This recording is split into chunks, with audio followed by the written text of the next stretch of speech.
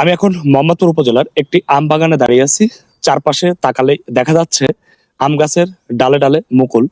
আবহাওয়া অনুকূলে থাকায় কৃষকদের চোখে মুখে এবার বেশ আশার আলো জেগেছে। এই মুকুলের চারিদিকে মৌ মৌ গন্ধ, একদিকে প্রাকৃতিক সৌন্দর্য, অন্যদিকে মনের যে খোরাক আনন্দ, সেটা এই মুহূর্তে বা এই সময়ে পাওয়া যায়। মোহাম্মদপুর ব্যাপক আমের মুকুল আসছে, ব্যাপক লাগছে। এদিকে মুকুলের মোমো করছে, আমের মুকুল অনেক বেশি আসছে। কৃষি অফিসারের সাজেশন অনুযায়ী আমরা মোটামুটি পরিচর্যা করেছিলাম, যার জন্য আলহামদুলিল্লাহ মোটামুটি মুকুল আসছে প্রত্যেক গাছেই।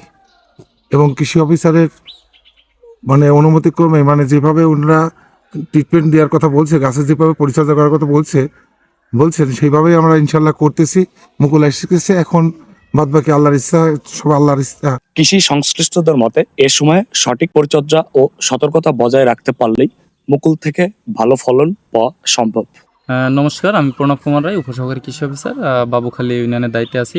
আসলে আমরা আসছি একটা আম বাগানে, আমের বিষয়ে একটু কথা বলতে চাই। যে আমাদের আমের মুকুল আসা থেকে শুরু করে আমরা যদি একটা আমে 4 বার স্প্রে করি, তাহলে সেখানে আমাদের কাঙ্ক্ষিত ফলন আসবে, যেটা অন্যান্য বছর হয়ে থাকে তার থেকে বেশি আসবে। 4টে কখন? মুকুল আসার আগে যদি একটা স্প্রে করি, আর হচ্ছে মুকুল আসার পরে। এবং মুকুল আসার পরে কখন করতে হবে? ঠিক এই যে দেখেন, যে যখন ফুলগুলো ফুটে যাবে, মানে ফুলগুলো যখন ওপেন হবে, এই ওপেনের আগ মুহূর্তে করতে হবে, কিন্তু ফুল ফুটা অবস্থায় স্প্রে করা যাবে না।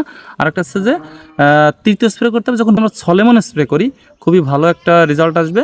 এবং সর্বশেষ যখন আমরা স্প্রে দেবো কার হয়ে যাবে, তখন আমরা যদি নুট্রাফাত 24টা দিই, মোটামুটি আমের যখন আঠি ভাব এসে যাবে, তখন আমাদের 24 যদি দিই একটা ছত্রাকনাশকের সাথে, তাহলে আমাদের ফলনও বেশি হবে এবং কাঙ্ক্ষিত ফলন আসবে এবং ঝরে যাবে না। আরেকটা বিষয় আমি একটু বলতে চাই, সেটা হলো যে যখন গুটি এসে যাবে, যদি আমরা গাছের গোড়ায় একটু পটাশ এবং হিউমিক অ্যাসিড, যেটা আমাদের বাজারে পাওয়া যায় অনুখাদ্য হিসেবে, যদি এইটি আমরা গোড়াতে দিয়ে যদি একটু পানি দিই, তাহলে আমাদের আসলে ফলন আরও বৃদ্ধি পাবে এবং আমের গুণগত মান বজায় থাকবে। সব মিলে আমের মুকুলের নতুন আশার গল্প জেগেছে মাগুরা জেলার মোহাম্মদপুর উপজেলাধীন।